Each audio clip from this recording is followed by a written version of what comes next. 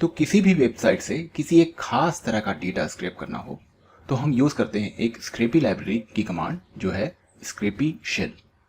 तो अगर हमको इस वेब पेज पे जो सारी बुक्स हैं उनके टाइटल को स्क्रैप करना है तो किसी एक टाइटल को इंस्पेक्ट करते हैं, डेवलपर टूल में देखते हैं HTML की ए टैग के अंदर है ये टाइटल, इस पर राइट क्लिक करते हैं और कॉपी करते हैं इसका एक्स पाथ। ये एक्स पाथ क्या होता है? ये HTML डॉक्यूमेंट के किसी भी नोड को आइडेंटिफाई करता है। तो इसके एक्स पाथ को कॉपी किया।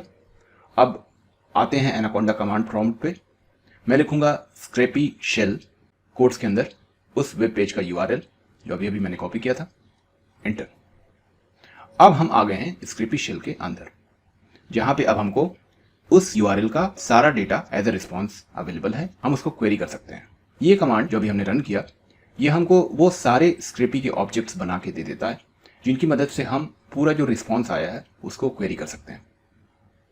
तो हम लिखते हैं शेल के अंदर response dot x path bracket के अंदर कोड्स के अंदर वो एक्स पाथ जो हमने कॉपी किया था डॉट गेट। इसका मतलब ये हुआ जो ये एक्स पाथ है उसका डेटा निकाल के दो। ये मिल गया एक्स पाथ का डेटा। इसी तरह हम रिस्पॉन्स ऑब्जेक्ट से किसी HTML एलिमेंट का डेटा भी निकाल सकते हैं। फॉर एग्जाम्पल अगर मुझे इस पेज की सारी इमेजेस चाहिए तो मैं लिखूंगा रिस्पॉन्स डॉट CSS ब्रैकेट के अंदर img टैग कोड्स में। उन सारी इमेजेस के हमको सोर्स चाहिए इसलिए लिखते हैं डॉट एक्स पाथ ब्रैकेट में कोड्स के अंदर @src। रन करते हैं। अब सारी इमेजेस का डेटा हमारे पास आ जाएगा। हालांकि ये आप रीड नहीं कर पा रहे होगे, फिर भी अगर आप क्रोम में जाओगे और इंडिविजुअल जो इमेजेस हैं उनको इंस्पेक्ट करके देखोगे तो आपको वही इमेज की फाइल यहाँ पर भी मिलेगी। तो इस तरह से हमने वेब पेज को कम्प्लीटली स्क्रैप नहीं किया बल्कि उसके किसी किसी पोर्शन को अगर हमको स्क्रैप करके डेटा चाहिए हो तो हम स्क्रैपी शेल का यूज कर सकते हैं।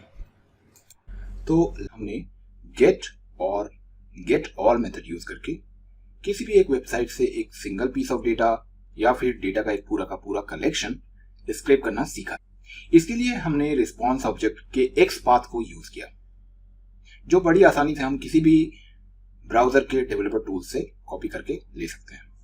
जैसे कि अगर इस बुक्स वाली वेबसाइट की सारी बुक्स के टाइटल हमको चाहिए हो तो डेवलपर टूल्स की मदद से हम एक्स पाथ कॉपी कर सकते हैं।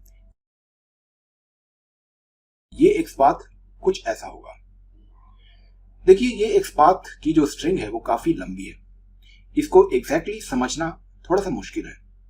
एक रीजन ये भी है कि ये एक्स पाथ स्टार्ट होता है बिल्कुल इनिशियल नोड से, जो HTML का इनिशियल नोड है वहां से स्टार्ट होता है, इसलिए काफी लंबा होता है, इसलिए इसको समझना थोड़ा सा मुश्किल होता है। तो क्या हम इस एक्स पाथ को शॉर्ट फॉर्म में लिख सकते हैं? बिल्कुल लिख सकते हैं। चलिए देखते हैं कि ये कैसे करते हैं। ये मैंने ओपन की एक वेबसाइट और साइड बाय साइड एक एनाकोंडा कमांड प्रॉम्प्ट भी मैंने ओपन कर लिया। अब वेबसाइट में चलते हैं। ये पहली बुक का टाइटल इंस्पेक्ट करा डेवलपर टूल्स में, बाजू में स्क्रैपी शेल को ओपन करा प्रॉम्प्ट में। इस वेबसाइट का डेटा हमने यहां पर फेच करा। अब इस स्क्रैपी शेल का फायदा यह है कि यहां पे हम चेक कर पाएंगे डिफरेंट एक्स पाथ्स को। हम उनको मैनुअली क्रिएट करेंगे और चेक करेंगे कि जो एक्स पाथ हमने लिखा है वो सही है या नहीं है, क्योंकि स्क्रैपी शेल में हमको बहुत ही जल्दी आउटपुट मिल जाता है। स्क्रीन पे हम देख सकते हैं कि एग्जैक्टली हमारे पास किस तरह का डेटा आ रहा है। तो डेवलपर टूल्स में जो डॉम खुला हुआ है उसमें जो हाईलाइटेड टाइटल है बुक का उसको देखो। इसका एक्स पाथ होना चाहिए कुछ ऐसा जो मैं यहां लिख रहा हूं, response dot x path bracket के अंदर कोट्स में h3/a/टाइटल। मैं एक्सप्लेन करता हूं इसको आपको। देखो डॉम में देखो हमारा जो टाइटल है वो h3 टैग के अंदर रैप किया हुआ है।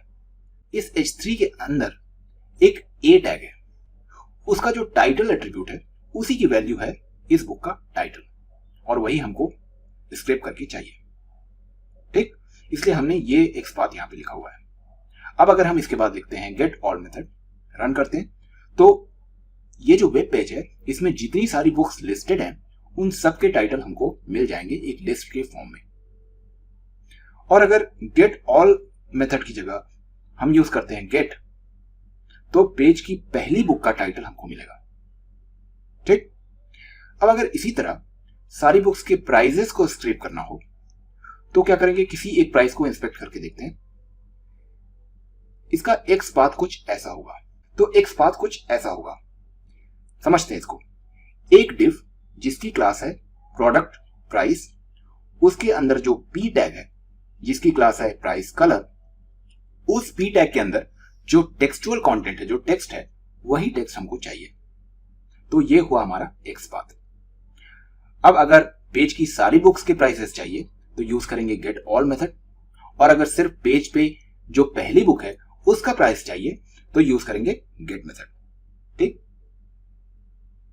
तो ऐसे काम करते हैं गेट ऑल और गेट मेथड। और आपने समझ भी लिया कि एक्स पाथ को शॉर्ट फॉर्म में कैसे लिख सकते हैं। आपने ये भी सीख लिया कि एक्स पाथ एक्चुअली कैसा दिखता है और कैसे काम करता है।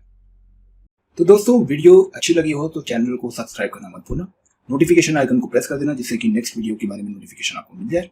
और कमेंट करके मुझे ये जरूर बताना कि ये वीडियो कैसी लगी, आप इसके बारे में क्या सोचते हैं और कौन कौन से नए टॉपिक के बारे में आप वीडियोस चाहते हैं। ठीक है, तो मिलते हैं आपसे नेक्स्ट वीडियो में, तब तक के लिए बाय बाय, टेक केयर।